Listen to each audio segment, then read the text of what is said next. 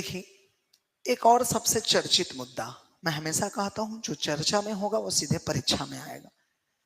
नारी शक्ति वंदन अधिनियम। यस, तो छत्तीसगढ़ पीएससी वाले भी तैयार रहो और अन्य एग्जाम की तैयारी करने वाले भी तैयार रहे। नारी शक्ति वंदन अधिनियम काफी चर्चित रहा और डायरेक्ट एग्जाम में यूपीएससी प्रीलिम्स में पूछा गया। आइए इसका डिटेल करते हैं। सबसे पहले हम देखते हैं नारी शक्ति वंदन अधिनियम, इसके बारे में हमको जानना पड़ेगा। ठीक, पूरा मैं क्लियर करा रहा हूं, ये कॉन्सेप्ट क्लियर हो जाएगा तो आगे आने वाले एग्जाम में भी फायदा होगा। इसमें तो हम देखेंगे, इसका सॉल्यूशन बनाएंगे। सबसे पहली बात, महिला को 33% आरक्षण देने के लिए, ठीक है, महिला आरक्षण कितना परसेंट? 33%। महिला आरक्षण 33% देने के लिए कहां जी? तो लोकसभा में और राज्य विधानसभा में, लोकसभा और राज्य विधानसभा में ये देने के लिए लाया गया है। ओके एवरीवन, चीजें क्लियर है? आपको समझ आ रही हैं? उम्मीद कर रहा हूं। ठीक, मुझे ऑन मोबाइल में देखने वाले भी और इस क्लास में भी देखने वाले सबको क्लियर हो रहा होगा। आप जरूरत पड़ने पर अपने क्वेश्चंस भी मुझसे पूछ सकते हैं। स्पेशली यहाँ बैठे नारी शक्ति, आपके लिए ये अधिनियम लाया गया है भाई, आप पूछ सकते हैं क्वेश्चन। ओके ठीक, देखते हैं आगे। तो नारी शक्ति वंदन अधिनियम, महिलाओं को कितना परसेंट आरक्षण दिया गया? 33%। कहां कहां? केवल लोकसभा और राज्य के विधानसभाओं में। ठीक है, बढ़ते हैं आगे। इस विधेयक के पारित हो जाने से, ठीक है, सबसे पहली बात ध्यान रखिएगा, ये जो अधिनियम लाया गया 128वां संविधान संशोधन विधेयक बना।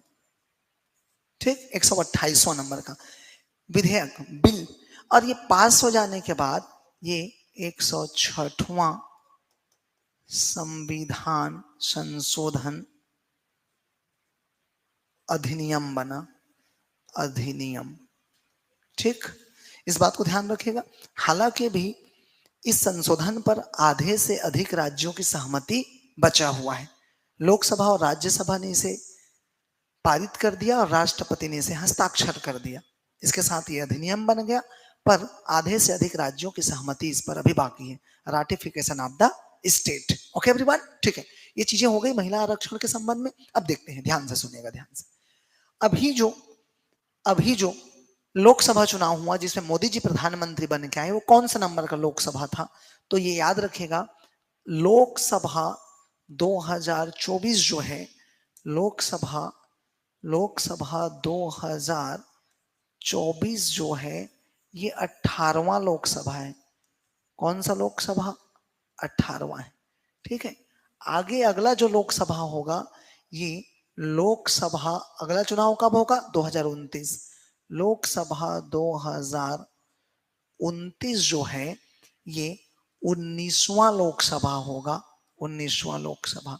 अब सवाल ये है, ये जो हम अधिनियम जो पढ़ रहे हैं, नारी शक्ति वंदन अधिनियम, ये कब लागू होगा? क्या अभी लागू हो चुका है? क्या अभी इस इलेक्शन में लागू हुआ क्या? नहीं, इस इलेक्शन में अभी जो हुए हैं, इस इलेक्शन में लागू नहीं हुआ है। यहाँ सामान्य तरीके से चुनाव हुआ है, महिला को आरक्षण नहीं था इस इलेक्शन में। याद रखेंगे, 18th जनरल इलेक्शन आप, ठीक है, इंडिया भारत का 18वां आम चुनाव था। ओके ठीक, अब अगली बार जो 29 में आएगा वो क्या होगा? 2029 में 19वां लोकसभा। तो याद रखें, नारी शक्ति वंदन अधिनियम 2019 में ये लागू हो सकती है। ये अधिनियम कहां हो सकती है?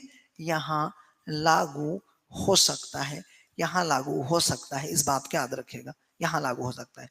मतलब 18वीं में लागू नहीं हुआ है, ये 19वां लोकसभा से लागू हो सकता है, ऐसी संभावना है। ओके एवरीवन, अब सवाल ये है, अब बात निकली है तो दूर तलक जाएगी। जब लागू होगा तो महिला कितना होगा और अभी वर्तमान में महिलाओं की संख्या कितना है? ठीक, तो 33% महिला होंगी लोकसभा में, याद रखेंगे। क्लियर बात? तो अभी इस लोकसभा में वर्तमान में 74 महिला सांसद जीत कर आए हैं। महिला, ठीक है, सांसद हैं। कितने महिला सांसद हैं? 74। और सर्वाधिक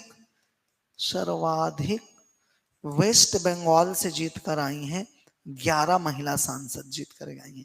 अब सवाल ये है, जब 33% महिला आरक्षण लागू हो जाएगा तो कितने लोकसभा के मेंबर महिला हो जाएंगी? सवाल ये है। तो याद रखिएगा, अभी वर्तमान में लोकसभा में कुल सदस्य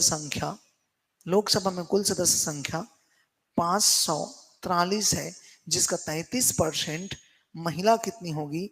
543 में महिला कितनी होगी? तो याद रखेगा 181 महिला होंगी।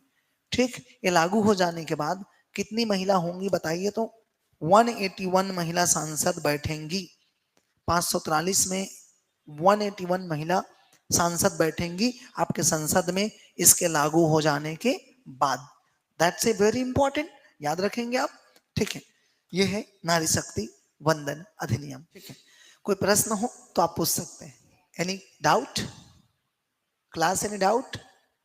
Okay, Ruchi, you so ask you a question.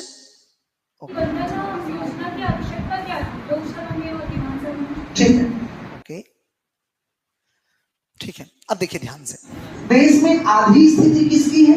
महिलाओं की। ठीक है, तो कानून निर्माण में उनका भी प्रतिनिधित्व आधा होना चाहिए। और ये वर्ड जो है, ये दौर जो है वुमेन एम्पावरमेंट का, नारी शक्ति सशक्तिकरण का, तो हम उनको प्रतिनिधित्व नहीं देंगे तो नारी कैसे आगे बढ़ेगी? समझ रहे बात को? अब देखिए ध्यान से, अब एक चीज बच गई इसमें। हमने सभी पहलुओं पर चर्चा किया। अब महत्वपूर्ण क्या है? क्या महिला आरक्षण पूरे आजीवन के लिए दे दिया गया है या कोई समय सीमा रखी गई है? तो याद रखिएगा, ये महिला आरक्षण जो दिया गया है अभी, कितने समय सीमा के लिए? समय सीमा कितना है इसका? तो याद रखिए, यह विधेयक अभी फिलहाल 15 वर्ष के लिए लागू किया जा रहा है, या कह सकते हैं कि 15 वर्ष बाद संसद चाहे तो इसे आगे बढ़ा सकती है। संसद इसे आगे बढ़ा सकती है। मतलब संसद चाहे तो इसे आगे बढ़ा सकती है, या नहीं भी बढ़ाए तो वो उसकी मर्जी है। इसका मतलब यही है कि यह व्यवस्था परमानेंट नहीं है। यह व्यवस्था, ठीक है, कुछ सालों के लिए है। यह व्यवस्था परमानेंट नहीं है। इसे अभी फिलहाल 15 वर्षों के लिए लाया जा रहा है, और 15 वर्ष बाद चाहे तो संसद इसे आगे बढ़ा सकती है। ओके एवरीवन, इसका मतलब यह है, ठीक, जैसा कि एक एग्जांपल मैं दूं, भारत में जब विधायिका में एसटी एससी के लिए आरक्षण लाया गया था तो वह भी आजीवन नहीं था, लेकिन कुछ वर्षों बाद या हर 10 साल में उसे संशोधन के साथ आगे बढ़ाया जाता है। सिंपल सी बात है। नारी शक्ति या नारी सशक्तिकरण को ध्यान में रख करके लोकसभा और राज्य विधानसभा में जो महिला आरक्षण जो मिलेगा 33%, ये भी कंटिन्यू जारी रहेगा। वो संसद के ऊपर है, देश की संसद तय करेगी कि आगे बढ़ाना है कि नहीं बढ़ाना है। क्लियर है बात? लेकिन एक चीज बताऊं भाई, एसटी एससी के लिए कोटा आया संसद में, ठीक, उनको सीटों का आरक्षण दिया गया, पर आज तक समाप्त हुआ क्या? नहीं हुआ। वो आगे बढ़ते रहता है। अब आपका उसे जो भी माने, चाहे वोट बैंक की राजनीति कहे या उनका सामाजिक आर्थिक स्तर अभी भी पिछड़े होने के कारण उसको दिया जा रहा है, ये भी सही है, दोनों तथ्य सही है। क्लियर बात?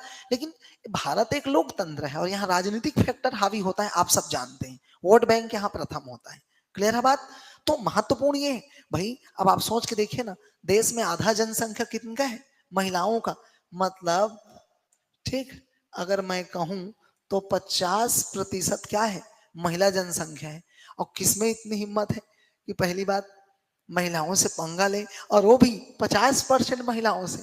ठीक है, तो मुझे नहीं लगता कि ये फिर समाप्त किया जाएगा, क्योंकि वुमेन एम्पावरमेंट का दौर भी है, नारी सशक्तिकरण को हम बढ़ावा भी देते हैं। तो ऑब्वियस सी बात है, कानून निर्माण की प्रक्रिया में महिलाओं का भी आना बहुत जरूरी है। ओके एवरीवन, ठीक। क्वेश्चन?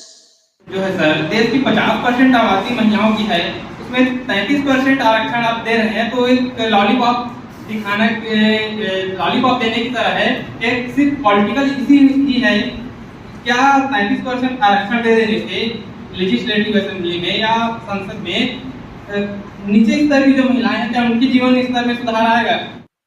अच्छा ठीक, आपका कहना है राहुल कि ये क्या लॉलीपॉप होगा कि 33% महिला आरक्षण देने से क्या होगा?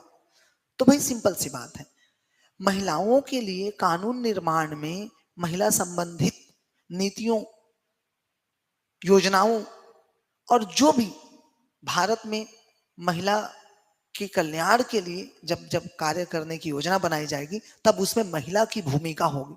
और जब महिला स्वयं अपने लिए योजना बनाएगी तो बेहतर ढंग से कार्य करेगी, बेहतर कारगर होगी और महिलाओं का ज्यादा कल्याण सुनिश्चित होगा। उनको देखकर कुछ लोग मोटिवेट होंगे और आगे बढ़ेंगे। बिल्कुल, इसलिए आरक्षण दिया जाता है, ना कि सबको लोकसभा में बिठा सकते हैं। क्लियर है बात?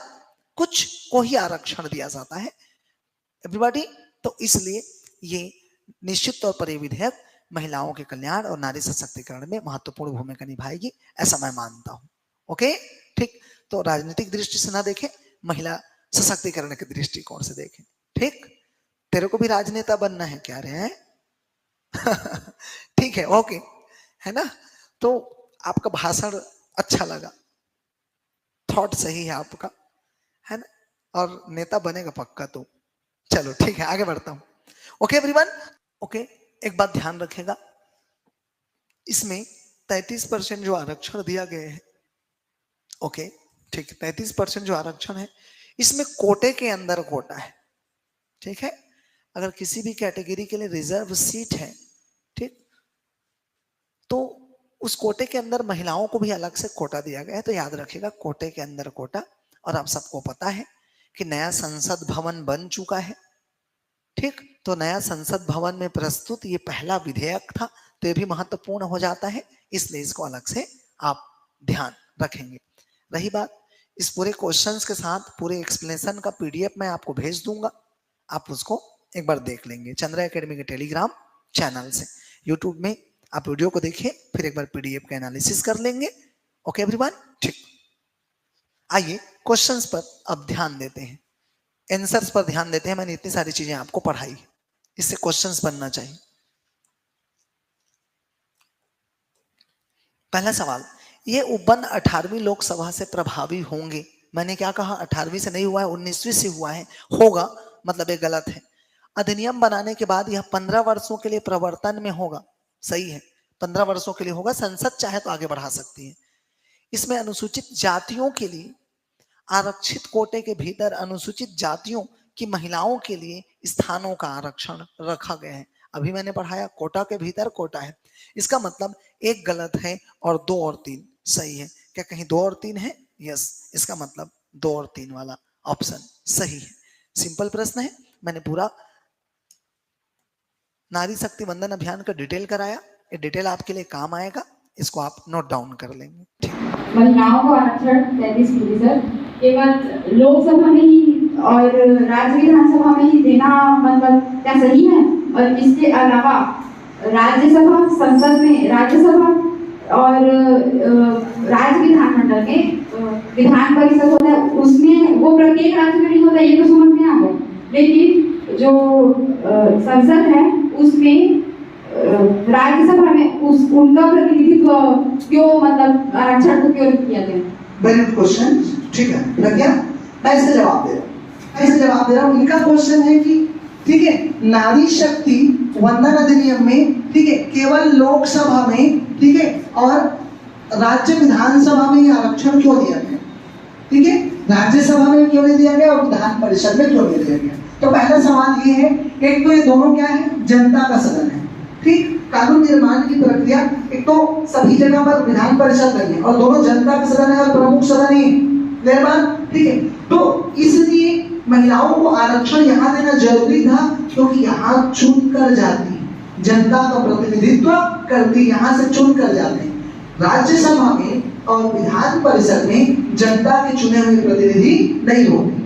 बल्कि वो इनडायरेक्ट इलेक्शन से आते हैं, तो वहां अलग से आप कोटा नहीं दे सकते। अब राज्यसभा में अगर बात करूं तो राज्यसभा में ठीक है आरक्षण है ही, क्लियर बात, किसी के लिए भी आरक्षण नहीं, ना एसटी के लिए, ना एससी के लिए, ना ओबीसी के लिए, ना महिला के, ठीक है। वो उच्च सदन है और वरिष्ठ सदन है, वहां निर्वाचन जो होगा, वहां इलेक्शन जो होगा, इलेक्टेड लोग बैठेंगे, वो वरिष्ठता के आधार पर बैठेंगे, ठीक है बेटा।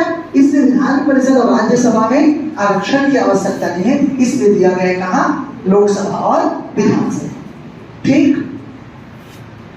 Okay, thank you. और कोई